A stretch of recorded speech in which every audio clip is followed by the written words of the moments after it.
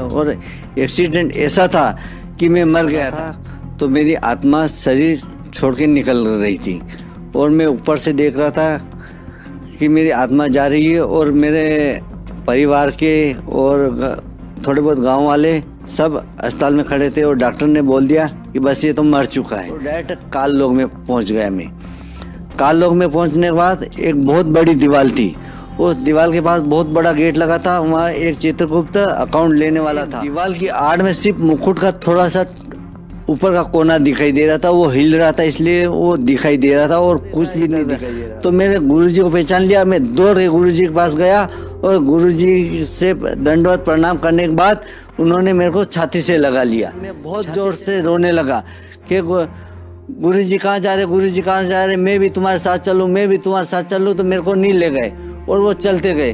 तो मैं बहुत जोर से रोने लगा, चिल्लाने लगा और मैं देखा कि मैं यहाँ कैसे सोया हुआ हूँ। और घर वाले मेरे को बोलने लगे कि तू मर गया था, तेरा एक्सीडेंट हो गया था, तो अस्पताल में था और तेरे को यहाँ पर घर पे लाया गया था और तेरे को डॉक्टरों ने मृत्यु घोषित कर दिया था।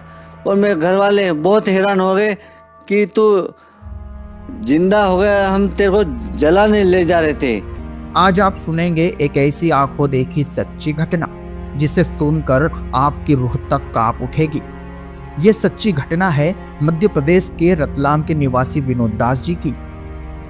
विनोद जी ने जब संत रामपाल जी महाराज जी से नाम दीक्षा ली, तब से उनके जीवन में एक से बढ़कर एक चमत्कार होने लगे। लेकिन जो सबसे बड़ा चमत्कार हुआ वो तो पूरी दुनिया के लिए सोचने पर मजबूर कर देने वाला है। एक दिन विनोद जी का भयंकर एक्सीडेंट हो गया। टक्कर इतनी जोरदार थी कि घटना स्थल पर ही विनोद जी की मृत्यु हो गई। उनकी आत्मा शरीर से अलग होकर ऊपर उठने लगी और तभी उनकी आत्मा ने जो दृश्य देखा वो कोई सामान्य इंसान सोच भी नहीं सकता। हो गया और एक्सीडेंट ऐसा था कि मैं मर गया था, बिल्कुल नहीं बचा था। और गांव वाले सब कहने लग गए थे कि वो तो मर गया, अब उसकी लाश आने वाली है। और मैं बेहोश की स्थिति में पड़ा था, तो मेरी आत्मा शरीर छोड़ के निकल रही थी और मैं ऊपर से देख रहा था कि मेरी आत्मा जा रही है और मेरे परिवार के और थोड़े बहुत गांव वाले सब अस्पताल में खड़े थे और डॉक्टर ने बोल। फिर विनोद दास की आत्मा देवी देवताओं के लोक में जाने लगी। सबसे पहले दुर्गा जी के लोक में पहुंची। वहां दुर्गा जी ने विनोद दास से बात की, लेकिन उन्हें भ्रमित कर दिया। उन्होंने गलत दिशा बताई और विनोद दास को काल लोक में भेज दिया। अब विनोद दास चित्रगुप्त के सामने खड़े थे।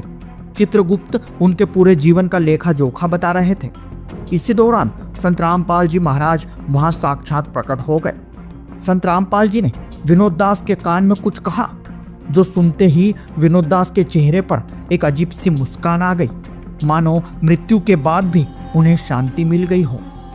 इसके बाद संत रामपाल जी ने विनोद दास को नरक लोक के दृश्य दिखाए। उन्होंने देखा कि उनके पिताजी भयंकर नरक कष्ट भोग रहे हैं। पिताजी ने हाथ से इशारा कर अपने बेटे विनोद को पास बुलाया। विनोद दास का मन भर आया। इसके बाद संत रामपाल जी ने उन्हें स्वर्ग लोक भी दिखाया। तो ब्रह्मा जी और सावित्री जी माँ के वहाँ गया, तो वहाँ पर मेरी अकाउंट हुई तो वहाँ से मेरा लेन देन कुछ नहीं था, तो वहाँ से मेरे को आगे बढ़ा गया कि इस रास्ते चले जा।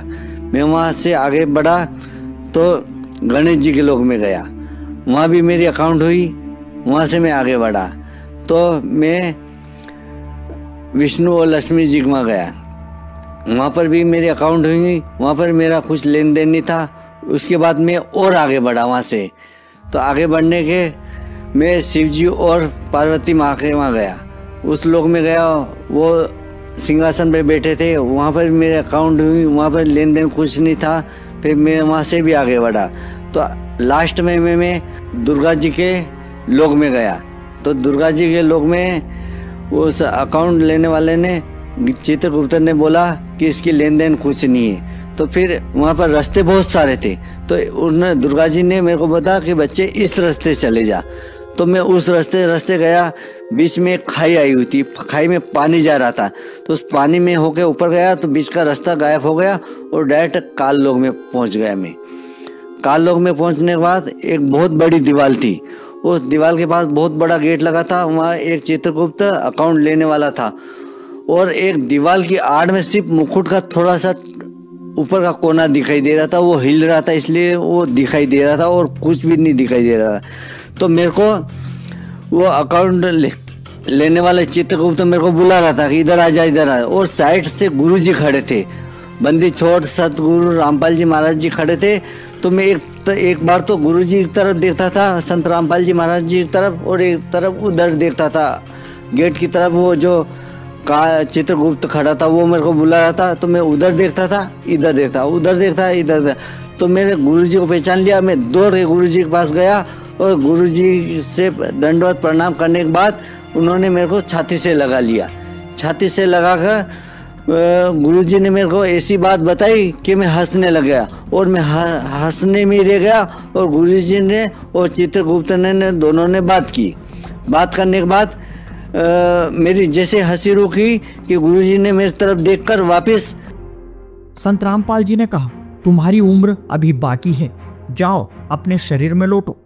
फिर उनकी आत्मा को नीचे पृथ्वी पर लाया गया, मृत शरीर में प्रवेश कराया गया। इधर घर वाले विनोद दास की लाश को मृत्यु शैया पर लिटा चुके थे, सभी शोक में डूबे हुए थे। तभी अचानक उनका मृत शरीर हिलने लगा, आंखें खुल गई, घर वालों की चीख निकल गई। हैरानी और खुशी के मिले जुले भाव से पूरा माहौल गूंज उठा। जो मृत घोषित हो चुका था वो फिर से जीवित हो गया। ऊपर से नरक में ले गए, नरक लोग पूरा दिखाया। मैं नरक लोक में गया तो मेरे नरक लोक में देखते देखते इतने बहुत बड़ी खून की नदी थी और उबल रही थी। उसमें से सब जीव, उनका शरीर नहीं दिखाई देता, मतलब अंदर का शरीर दिखाई दे रहा था। और वो इतने परेशान हो रहे थे ने उसमें उछल डूब जाते फिर निकलते, डूब जाते फिर निकलते, इतने उछल रहे थे कि वो बहुत सारे परेशान हो रहे थे। उसमें से एक जीव को मैंने देखा कि उस नदी से, खून की नदी में से वो तड़प रहा था, वो बाहर निकला। वो इतना बाहर निकल गया और अपने आप उसमें से कपड़े बन गए, उसके कपड़े बन गए, साफा बन गया। और डायरेक्ट मेरे को पहचान में आ गया कि ये तो मेरे पप्पा जी है उस खून की नदी में। और मैं वहाँ से, वो मेरे को बुला रहे कि इधर आ जा बच्चे, इधर आ जा। तो मैं, संत रामपाल जी ने मेरे को वापस साथ में लिया और हम स्वर्ग गए। स्वर्ग में गए तो बहुत से देव छोड़ने आए, तो मेरे को यहाँ पर नीचे आकर छोड़ दिया। एक सफ़ेद था और वहाँ पर लाकर मेरे को बिठा दिया कि बेटा यहाँ बैठ। ने वो चलने लगे तो मैं बहुत ज़ोर से रोने लगा कि गुरुजी कहाँ जा रहे, मैं भी तुम्हारे साथ चलूँ। तो मेरे को नहीं ले गए और वो चलते गए। तो मैं बहुत ज़ोर से रोने लगा, चिल्लाने लगा और मेरा हाथ पांव आगे करता, ने चलता, उनके पीछे दौड़ने लगता। तो मैं आगे नहीं पहुंच पा रहा हूँ क्योंकि मेरे को जिस शरीर से मैं मर चुका था उस शरीर में वो वापस डाल दिया मेरे को और जाने लगे। तो मैं उस शरीर के कारण आगे नहीं बढ़ पा रहा था। और पहले तो मेरी आत्मा थी तो आत्मा कहीं भी चली जाती, पर मेरे शरीर में गुरुजी मेरे को फिट करके गए, मेरे संत रामपाल जी महाराज, तो आगे नहीं बढ़ पा रहा था। जोर से रोने लगा।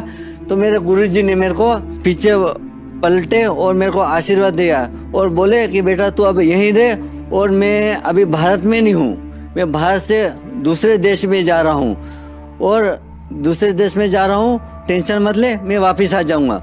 और इधर जैसे मेरे संत रामपाल जी महाराज ने मेरे प्राण शरीर में डाले, जब मेरे को होश आया तो मैं देखा कि मैं यहाँ कैसे सोया हुआ हूँ। और घर वाले मेरे को बोलने लगे कि तू मर गया था, तेरा एक्सीडेंट हो गया था, तो अस्पताल में था और तेरे को यहाँ पर घर पे लाया गया था और तेरे को डॉक्टरों ने मृत्यु घोषित कर दिया था। और मेरे घर वाले बहुत हैरान हो गए कि तू जिंदा हो गया, हम तेरे को जलाने ले जा रहे थे पर तू जिंदा कैसे हो गया। तो मैंने सत्य घटना, सत्य गीत तहत